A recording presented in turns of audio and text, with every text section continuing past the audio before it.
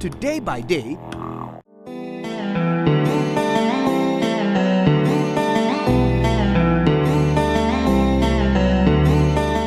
Kumewu in the Ashanti region is a forest-rich, mountainous area. This is where you will find Nframabuom. You can be forgiven if this is your first time hearing of this place, but I can assure you, after today, you will never forget it. Nframabuom has a captivating history. For 3 centuries, their ancestors lived in caves. And those caves are still there, waiting for you and I to discover them. And that's exactly what we're going to do today on Joy Prime Explore. We got very lucky at the very beginning when the Apejahene of Kwamang himself agreed to take us on a guided tour. He pulled on his Wellington boots and led us deep into the forest.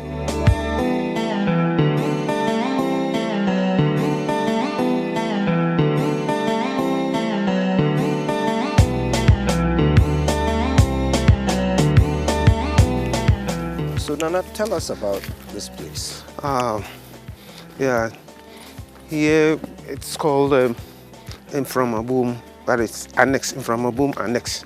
Nframabuom Annex. Yeah. Okay. During the olden days, you know, there were a lot of tribal wars. Yeah. And our ancestors moved away from a certain town called Amoakon. And then that is Ochilkrum, Amoakon in Ochilkrum. Okay. And then came to settle at a place called Sumuna Kesieso. Sumuna Kesieso. Okay. When we talk of Sumuna Kesie, that is, you know, the elephant. Elephant. Yeah. Yeah. When it steps somewhere, it creates a big hole. Yeah. So we say Asumuna Kesie. But elephant hole. Oh yeah, elephant hole. So in the modern times, we said we have modernized it to be Sumuna Kesie, but it's Asumuna, Asunu Amuna Kesie. Yeah, right. That is the footprint of the elephant. When it steps a place, it creates a big hole there. So that is why we decided to call the place Asumuna Kesie. Asumuna Kesie. So.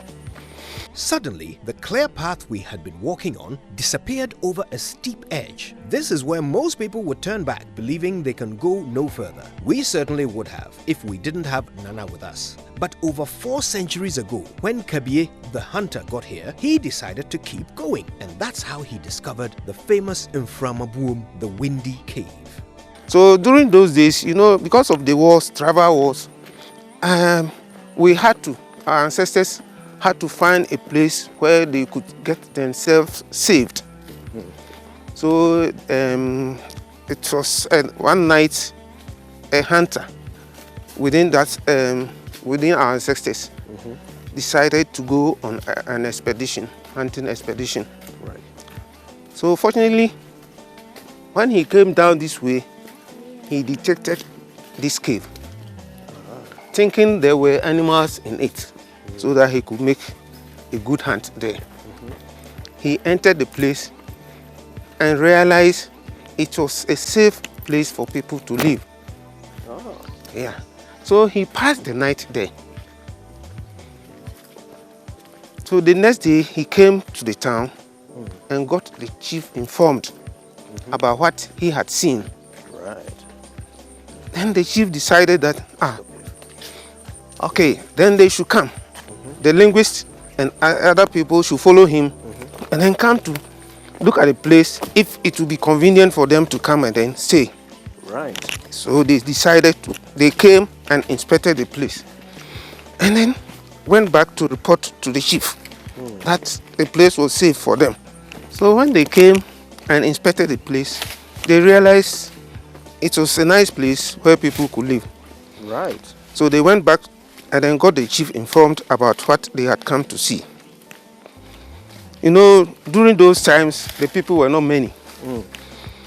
So the chief decided to move his people to this place to settle, so that enemies could not attack them. So when they came here, they realized it was okay for them because we have a small stream inside the cave where they could get water. And then nearby, you know, it's a forest area, so they could farm here. So they decided to stay. So after the end of the tribal wars, then we moved to settle at our present place called Kwamai. That's amazing. Yes. So the people of Kwamai are the original Sumuna yes, people there. Right. Yeah. And you sought refuge here during the war? Yes. For how long were you in the caves? They stayed here for about 300 years. Yes, Wow. yes. They stayed here for about 300 years. That's amazing. Yes. So inside the caves, will we find evidence of their habitation? It's unfortunate. That place is not. It's always wet inside. So they everything. But we have bats. We have bats inside. So they were living with the bats. Huh. Small bats, which were not harmful. They are not harmful. Still, they are still there. Not harmful, but were they tasty? Oh, they never chopped them. They never ate them? Yeah. Oh. Now, first of all, before we go in, tell us how far and deep do these caves go? Oh, actually, it's not very far, but roughly, well, I can't give you the estimate, but it's just a short distance within it. When we enter, you could determine it yourself. Okay. Yeah. Okay. Yeah. And is there another exit, or no? This is the only entrance? This is the only entrance. Yeah. Yeah. Fascinating. Yeah. Well, I can't wait to go inside. Oh yeah. So let us. Before we get inside, we have to pour libation because, you know, we have to remember our ancestors. Yes. Yeah, whenever we come. I leave that part to you. Yeah. Nyame nsa, asase nsa, abusum nsa nyansa, aduanafo nsa manfo nsa, agorofo nsa manfo nsa.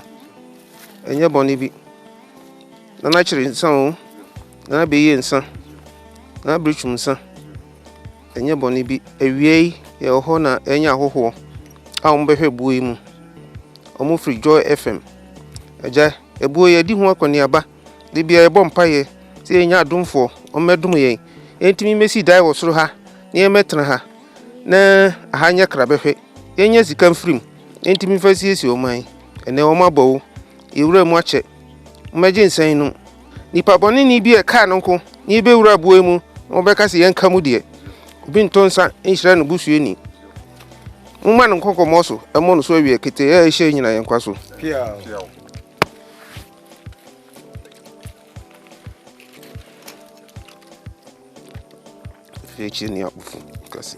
The first thing I noticed was that the caves are not exactly windy. Actually, it's boiling hot in here. I was sweating buckets. The second thing I noticed, bats!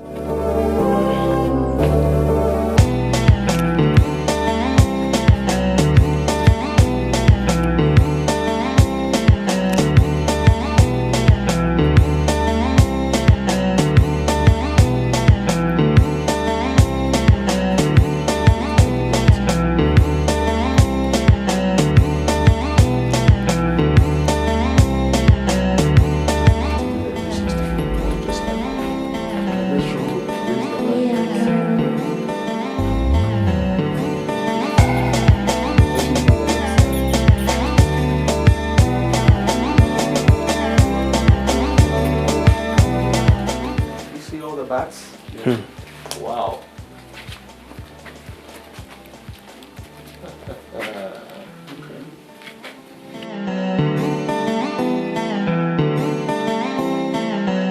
So Nana, this looks like the main chamber, right? Yes. Okay. This is the first hall. This is where the chief and his people used to have their meetings. So we assume that this is the meeting hall. I see. Yeah, this is the conference hall. Wow. Yeah. It's not that big. How many people were in the tribe at the time they were living here for over 300 years? You know, actually, I told you initially, I said, during those days, the people were not many. You see. So they were about, roughly, 40 to 45 people who were living here. Yeah, because we have the bigger apartment there where they used to pass the night. And So then there are apartments? Yes. Wow. So Show us around. This, but first of all, though, I've noticed some candles. yeah. This is it's the Christians. Normally, some of the Christians come here to pray. They stay here for weeks and then do their fasting and prayers. Today, this happens today? Today, yeah. Currently, wow. Yes. And they have permission from the chief the gods? Yes, the gods. Actually, we don't have gods here, okay. But we have the ancestors.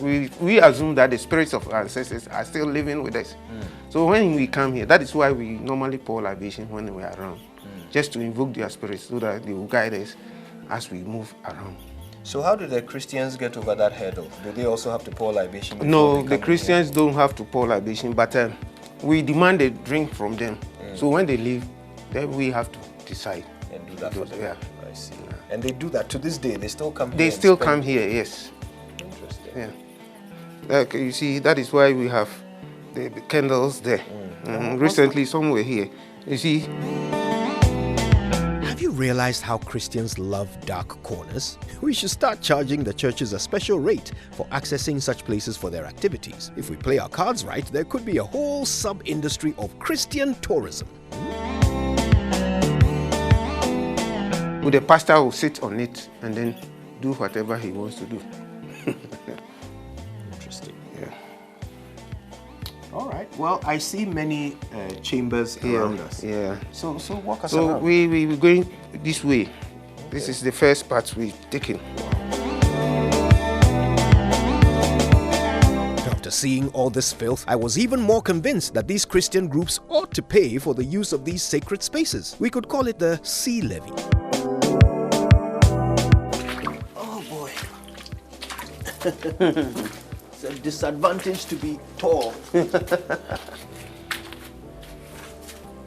Amazing. Why is there so much water? It's the stream which is within it. There's a stream? Yeah, this is the stream, you know. I see. Yeah. That is the source of the stream. Oh. Wow. You know, look at what the Christians come to do. They filter the place with all these empty bottles. I don't know why. The Christians? Yes. Look. Nana, these don't look like Christian bottles at all. No, these are, yeah, you know, sometimes these fetish priests also come in. Yeah, that is why we see these bottles there. Because we know the fetishists, when they come, they have to pour libation as we've done. And after they've done it, after they've completed their work, then they leave the bottles there. It looks like we can't leave out the traditionalists either. Tea levy, anyone? So, is there anybody responsible for keeping this place clean? Actually, first of all, we had somebody who used to do that, but he's no more existing. And this time we are planning to get somebody to come and even live near here so that you could, yeah. And this particular chamber was for what? For sleeping? For sleeping, yeah. This particular chamber was for sleeping. How many years ago did your people finally move out of here to settle? Oh, okay. Actually, I can't give you the exact time, but within that 300 years, within that period, it was there that they moved from here. Yeah. So I'm trying to place it in history. Yeah. They were here for about 300 years. Yes. Yeah. And then after that they moved out. But at the time they moved out, yeah, what was happening in Ghana? Which stage of our history were we at that time? Okay, you know, during those days, we were under the rule of these white men. So it was during colonial time? Yeah, it was during colonial time that they moved from here. Interesting.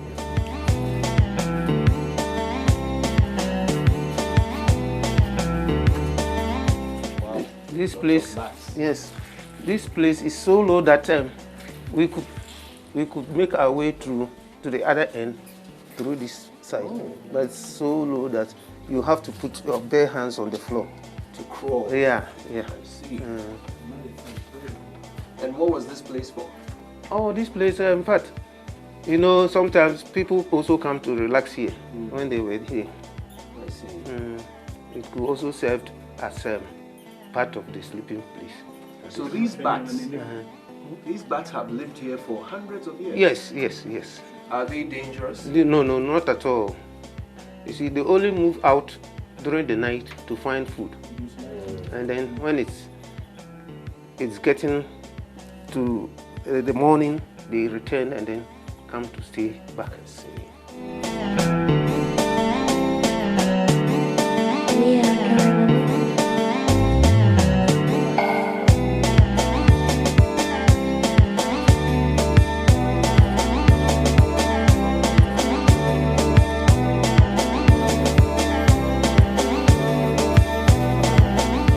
So this is the crawl space you were talking about? Yeah.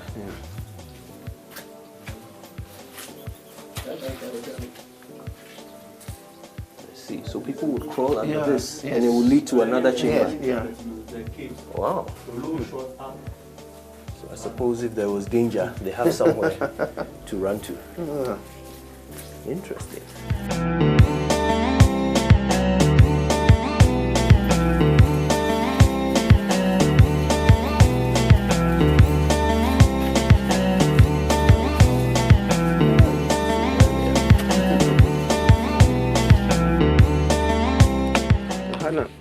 Baby and Kaya crawl, Hannah gave yeah.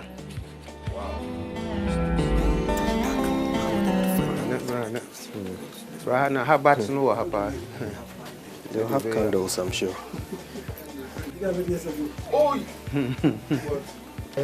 Wow.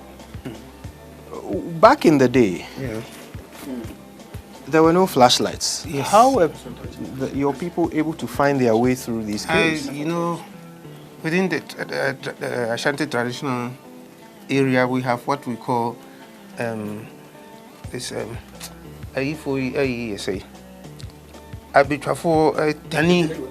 tani.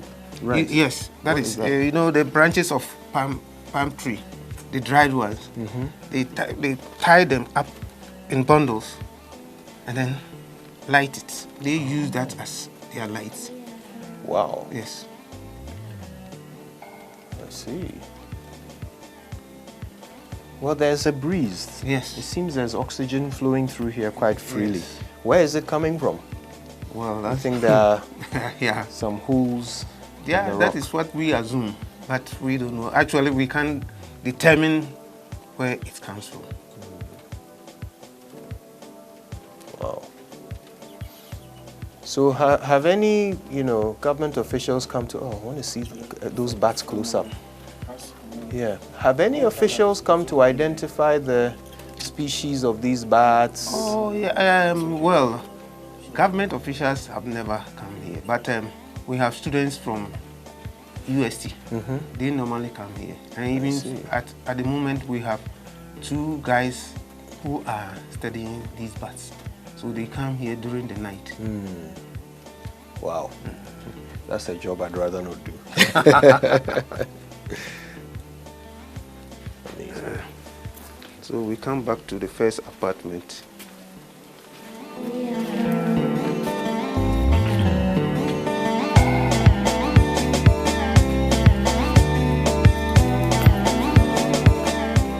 As you said here, I say very, very careful. This really is quite an adventure, but it ought to come with a warning. People with back problems will not enjoy this.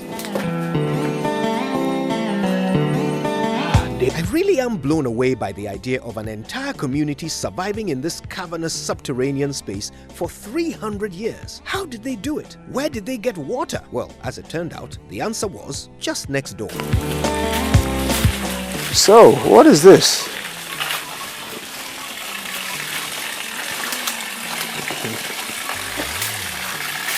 This is where they used to take.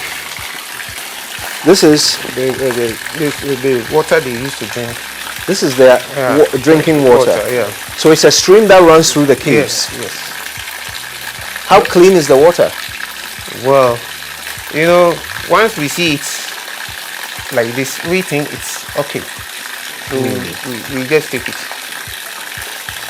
Wow. What are those? Are those eggs? Yes. I don't know who came to place these eggs there.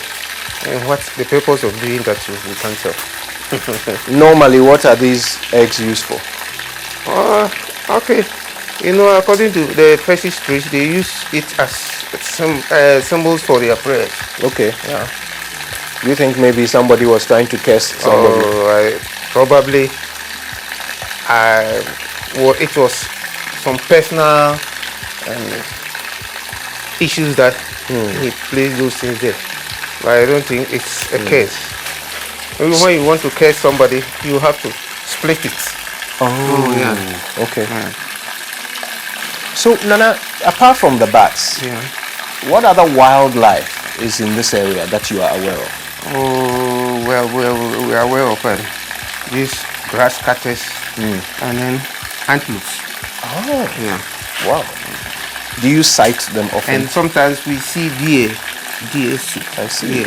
Yeah, also around. And Wow.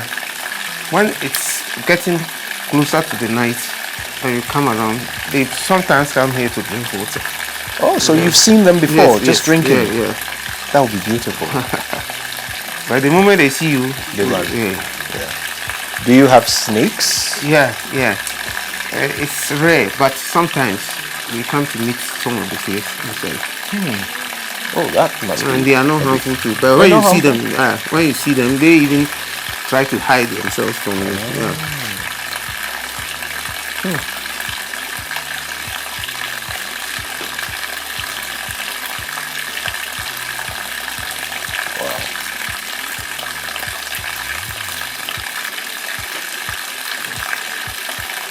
Why is there a leaf over there? Those leaves? No, the one that the water is pouring over. So that we could get it calm and bulk. So somebody deliberately placed it there. So, Nana, this water has been flowing like this for over 300 years. Yes, actually. And it's still the same? It's still the Have you been able to trace the source? Well, we have just identified that the source comes from the inner part of the cave. So that is the main source of it. Right. Yeah. But we've never identified that it comes from other source from outside. No. It's within the cave. From somewhere in the ground. Yeah.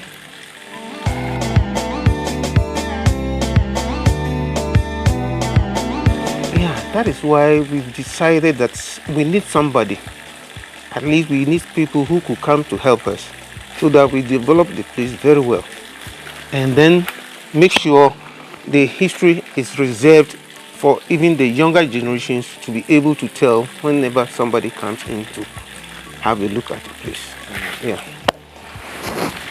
Do you pass on this history, in the King's Court? Yeah. Information Sometimes we gather the youth and tell them something about it. So most of the people in town have this history in their minds. So if I drove into town today and I just met anybody and asked them about this place, would they be able to tell me? Not everybody. If you are fortunate to meet one of those who have been educated about this, then he will be able to tell you. Even most people in town don't know this place. Most people don't know this place. Yeah, they've heard about it, but some of them have visited this place, but others haven't. Yes. So if we want to harness the tourism potential here, what's the structure? If somebody wants to come here, what must they do? Oh, well, the first thing we have to be able to do is that we have to put a structure by the roadside. So that we have some people there. They will be there as guides. So that when you come, it is those people there who are going to educate you about this place. And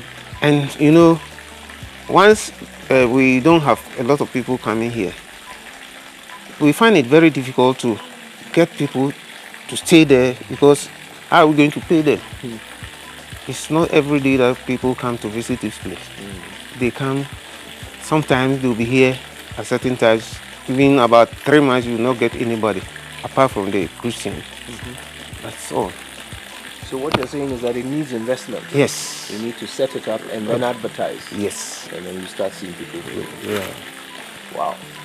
Normally, those people who come here frequently are the whites, especially those from Germany. They have a book about this cave. Really? Yes. That is some Ghanaian wrote a book that is tourism, about tourism, and this place has been captured in the book. So they read about it and then come all the way from Accra to this place to have a look at the cave. And it's particularly Germans that Germans, a lot of them.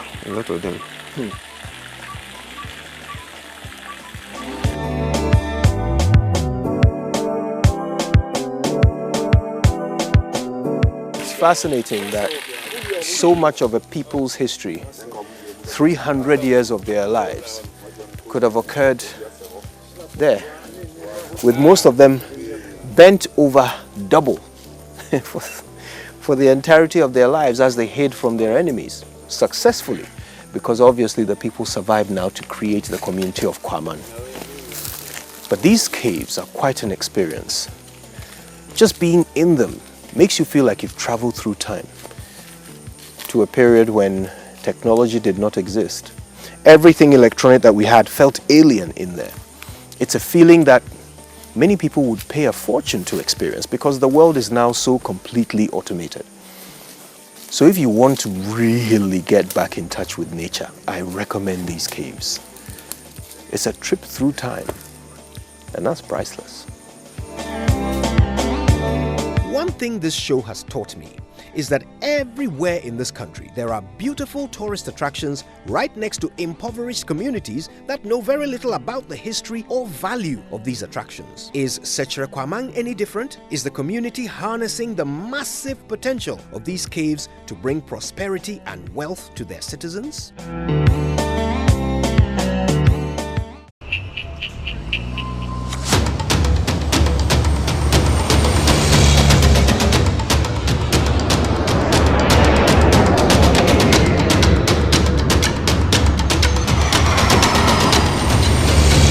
This episode of Joy Prime Explore was brought to you thanks to Day by Day,